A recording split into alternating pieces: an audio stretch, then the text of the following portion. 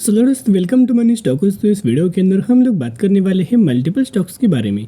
तो चलिए सबसे पहले हम लोग बात करेंगे इन्फोसिस के बारे में। तो इन्फोसिस का अगर आप परफॉर्मेंस देखोगे 0.39% की नेगेटिविटी के अंदर क्लोजिंग नज़र आ चुकी है एंड 1428 रुपीज़ के आसपास हमें कहीं ना कहीं क्लोजिंग नज़र आया हुआ है।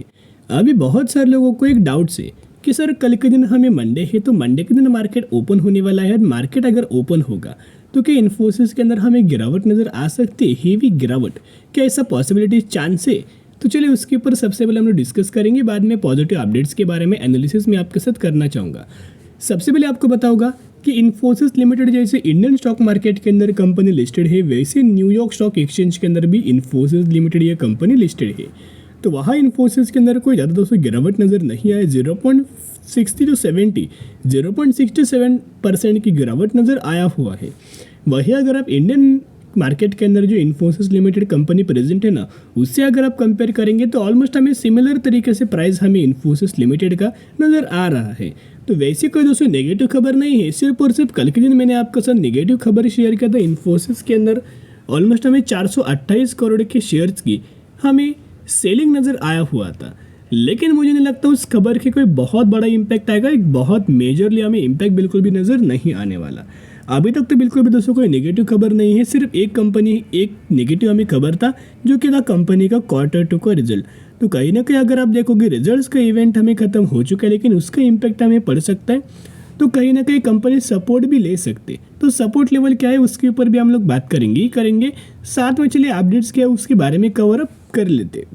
अभी देखिएगा एनालिस्ट के एक दोस्तों एक बाइंग रिकमेंडेशन है, सेल रिकमेंडेशन है, या फिर हमें होल्ड का रिकमेंडेशन दिया हुआ है, उसके ऊपर पहले दोस्तों जानना बहुत ज़्यादा इंपॉर्टेंट है। तो यह अगर आप देखोगे एनालिस्ट का ये एस्टिमेट नज़र आया है 48% की बाइंग रिकमेंडेशन हमें दिया गया है, 31% का हमें होल्ड रिकमेंडेशन दिया गया है एंड ऑलमोस्ट हमें 21% का सेल रिकमेंडेशन दिया हुआ है।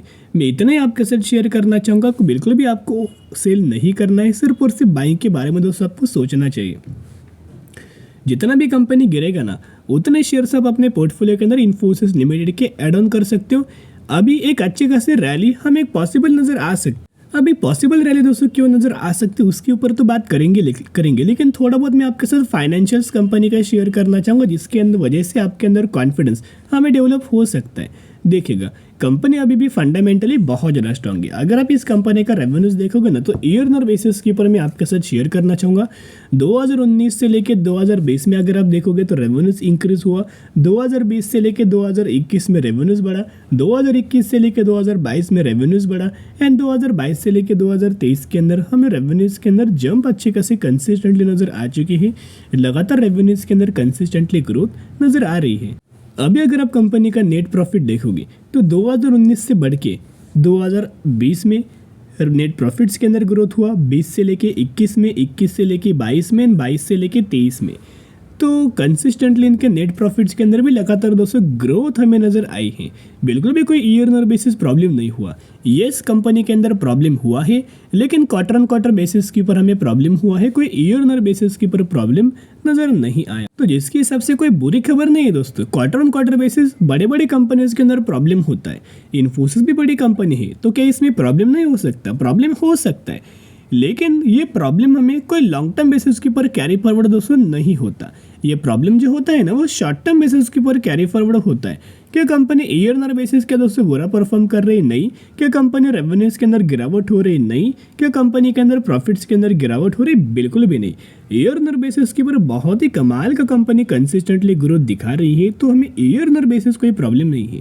थोड़ा बहुत हमें शॉर्ट टर्म बेसिस के ऊपर प्रॉब्लम नज़र आया हुआ है, यही की वजह से मैं आपके साथ प्रूफ करना चाहूँगा।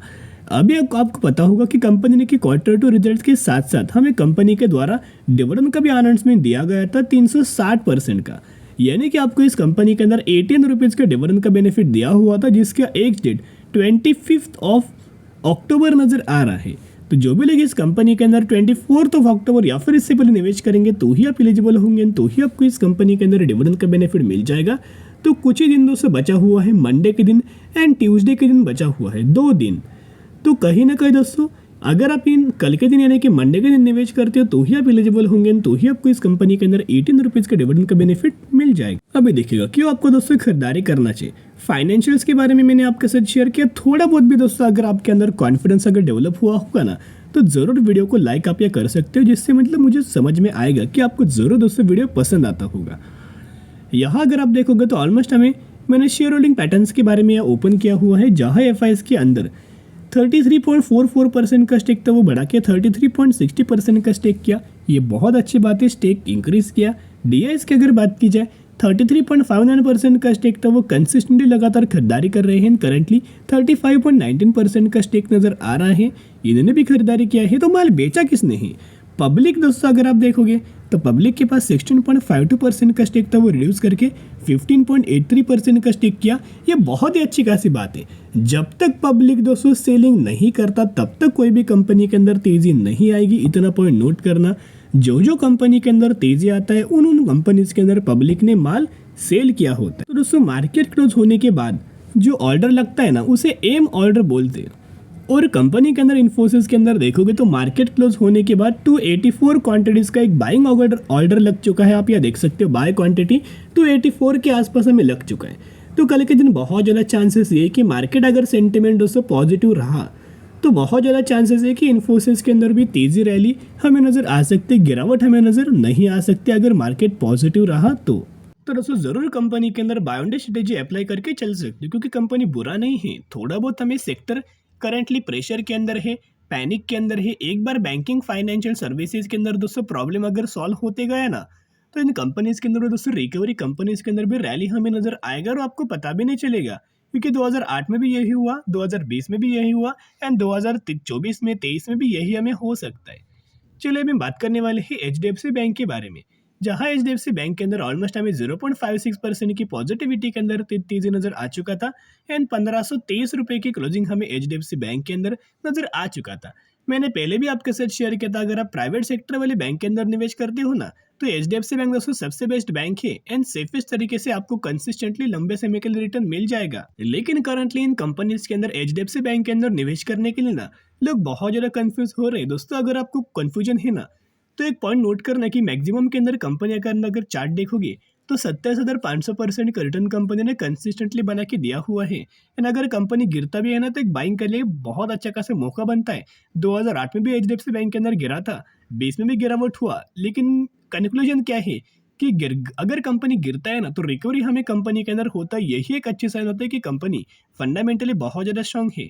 अभी कंपनी के अंदर जो प्रॉब्लम हुआ है ना क्वार्टर टू रिजल्ट्स के अंदर, जो सिर्फ और सिर्फ थोड़ा बहुत हमें मार्जिन्स के अंदर दोस्तों इम्पैक्ट आया है, कोई बहुत बड़ा इम्पैक्ट नहीं आया। और जो भी इम्पैक्ट आया है ना, वो मार्जिन्स की वजह से ऊपर आया हुआ है। जो कंपनी के अंदर करेंटली जो मर्जर हुआ था ना, उस मर्जर्स के ऊपर से ये इम्पैक्ट नजर आया है। तो कहीं ना कहीं अगर आप देखोगे छोटा कंपनी नहीं है, 11.5 लाख करोड़ का मार्केट कैप है, तो जिसके हिसाब से एक लार्ज कैप कंपनी बहुत बड़ा कंपनी है। कंपनी का अगर आप क्वार्टर टू का रिजल्ट देखोगे यानी कि सितंबर क्वार्टर का, तो रेवेन्यूज के अंदर अच्छा परफॉर्म किया, इनकम के अंदर भी अच्छा, अर्निंग पर शेयर के अंदर भी अच्छा। एंड जो एक्सपेक्टेड था ना ब्रोकरेज फर्म के द्वारा, एनालिस्ट लोगों के द्वारा, कि हमें सिर्फ और सिर्फ मार्जिन के अंदर इम्पैक्ट नजर आ सकते, तो मार्जिन के ही अंदर इम्पैक्ट आया और 35% के आसपास हमें मार्जिन गिर चुका है। तो कहीं ना कहीं दोस्तों अगर आप देखोगे थोड़ा बहुत तो बुरा इम्पैक्ट है, लेकिन इतना भी बुरा नहीं कि कंपनी डूब जाएगी एंड बर्बाद हो जाएगी। यहाँ अगर आप देखोगे ना, तो ऑलमोस्ट हमें एचडीएफसी बैंक के अंदर दोस्तों बहुत ही अच्छे खासा मॉर्गन स्टैनली के द्वारा, जेफरीज के द्वारा एक बाइंग रिकमेंडेशन दिया हुआ है एंड कितना 39% तक का अपसाइड दोस्तों मुंह दिया हुआ है। और उनका ये मानना है कि जो करंटली कंपनी 1500 रुपए के ऊपर ट्रेड कर रही है ना, वो कंपनी 2200 से लेकर 2300 रुपए तक का टारगेट हमें बहुत ही जल्द बहुत ही आसानी से अचीव कर पाएगी। तो जिसके हिसाब से जितना भी कंपनी दोस्तों गिरता है एचडीएफसी बैंक, उतना buy on day strategy apply करके लंबे समय के लिए होल्ड करके चल सकते। चलिए अभी बात करने वाले हैं नेक्स्ट कंपनी के बारे में, टॉलबरोस ऑटोमोटिव कंपोनेंट के बारे में हम लोग बात करेंगे। ये कंपनी 1113 रुपए के आसपास ट्रेड कर रही एंड मैक्सिमम के अंदर 1726% का दोस्तों रिटर्न दे चुका है। कंपनी एक स्मॉल कैप कैटेगरी से बिलोंग करती है, जिसका मार्केट कैप 1100 से 1200 करोड़ के आसपास है। ये वही कंपनी है जिस कंपनी ने 1:5 रेशियो का स्प्लिट का अनाउंसमेंट किया है। लेकिन दोस्तों कोई फंडामेंटली स्ट्रांग बहुत अच्छी खासी कंपनी है, कोई बुरी कंपनी नहीं है। तो अगर आपके पास इस कंपनी के एक शेयर है ना, तो एक के बदले आपको 5 शेयर मिलने वाले हैं एंड 5 के बदले 10 शेयर। एंड 10 के बदले 50 शेयर इसी कंपनी के अंदर मिलने वाले। कंपनी का अगर आप फाइनेंशियल देखना चाहोगे तो कंपनी का रेवेन्यूज के अंदर जंप है, इनकम के अंदर जंप है, अर्निंग पर शेयर के अंदर जंप है, नेट प्रॉफिट मार्जिन के अंदर भी जंप है। तो निवेश करने से पहले स्टडी करना, एनालिसिस करना, उसके बाद निवेश करने की कोशिश कर सकते हो।